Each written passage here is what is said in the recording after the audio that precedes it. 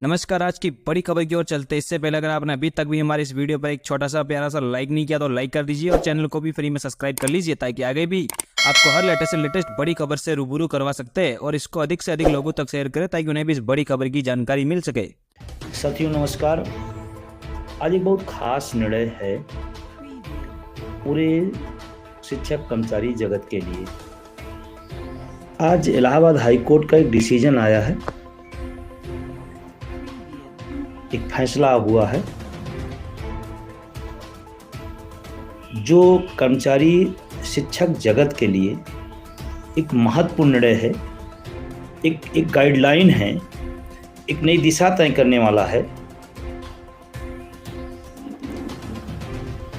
बहुत सारे साथी जुड़ रहे हैं और मैं चाहूँगा कि ज़्यादा से ज़्यादा लोग जुड़ें, सब्सक्राइब करें और शेयर करें, क्योंकि यही एक माध्यम है जिससे हम अपनी बात, आप हमारी बात, हम अपनी बात आपसे कह सकते हैं। सोशल मीडिया का प्लेटफार्म है, तो अगर हम इस पर भी सक्रियता से नहीं लगेंगे, अपनी बात हम नहीं पहुंचा पाएंगे, तो फिर दूसरा कोई माध्यम नहीं है।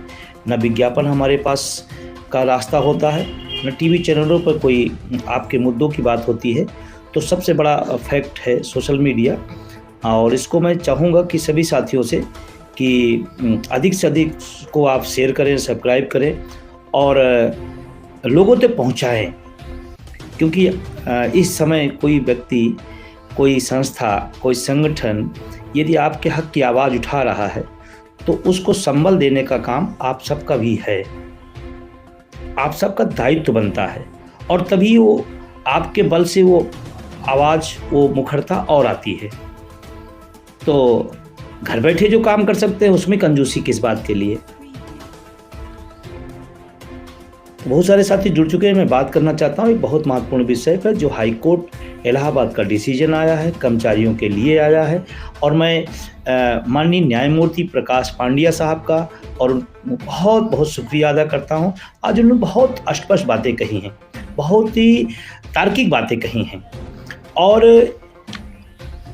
हाँ, ये ज़रूर है कि हाई कोर्ट के निर्णयों को भी आज की दौर की सरकारें नहीं समझ पाती हैं, या नहीं उनकी बात को सुनती हैं, या नहीं करना चाहती हैं, ये उनका विषय है।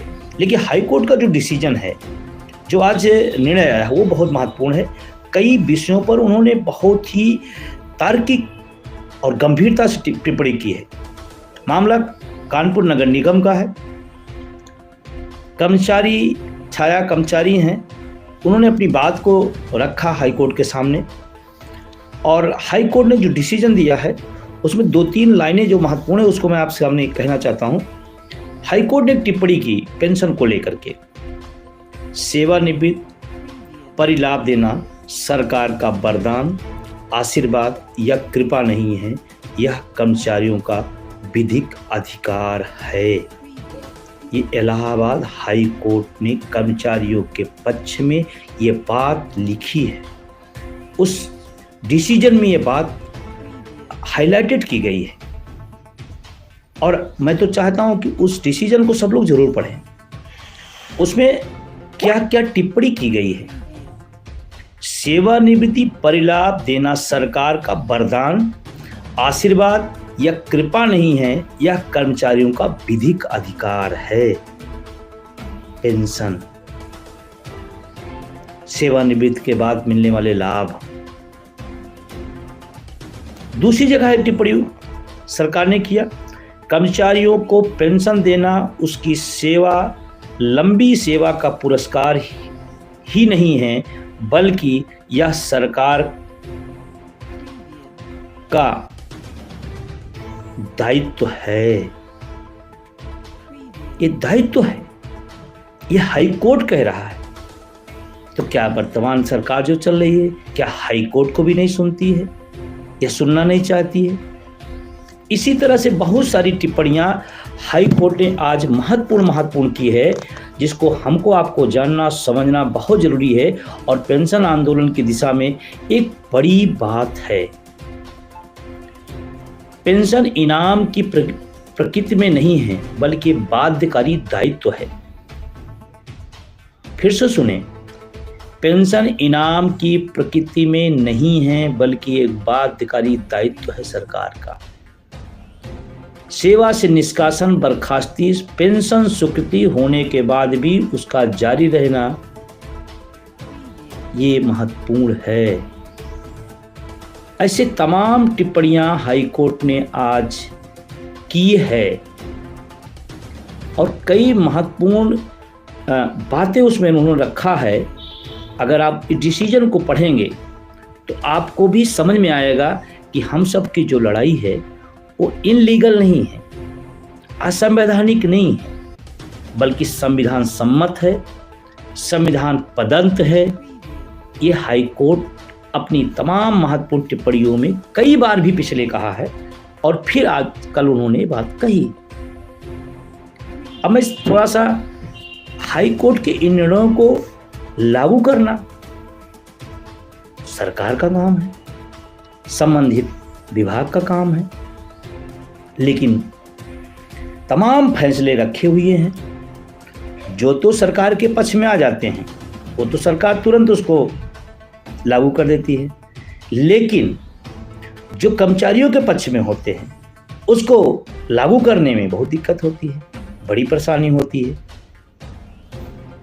और ये हम सब के लिए एक रोशनी का, एक दिशा देने का कार्य किया है माननीय हाई कोर्ट इलाहाबाद। और मैं फिर कहना चाहता हूँ, केस को जरूर स्टडी करिएगा, पढ़िएगा। आप पढ़ करके आप इस आंदोलन को, पेंशन आंदोलन को समझेंगे कि हम कितनी महत्वपूर्ण हम सब और कितनी वैधानिक लड़ाई लड़ रहे हैं। और उन्होंने इतना ही नहीं किया, मैं तो न्यायमूर्ति साहब को बहुत बहुत शुक्रिया करना चाहता हूँ।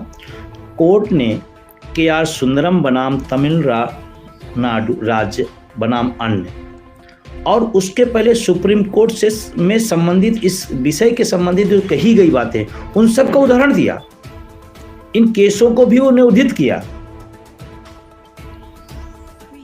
कि ये यहाँ भी इन हाई कोर्ट के ऊपर या सुप्रीम कोर्ट के इन वादों में ये बात आई है, कोई पहली बार नहीं कह रहे हैं।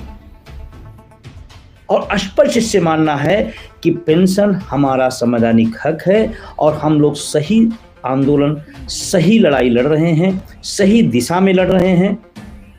और सही दिशा में अगर हम सब लामबंद होंगे तो हमारे पक्ष में ये डिसीजन आज नहीं कल आएगा। आज हाई कोर्ट बोल रहा है, सुप्रीम कोर्ट कई बार बोला, सुप्रीम कोर्ट आगे भी बोलेगा, फिर एक दौर ऐसा भी आएगा जब इनको मानना ही पड़ेगा। और मैं बड़ी जिम्मेदारी साथ कहना चाहता हूं कि ये सरकार माननीय हाई कोर्ट की बात को सुने, उनके जो फैसले हैं उनको माने, उसको लागू कराएं।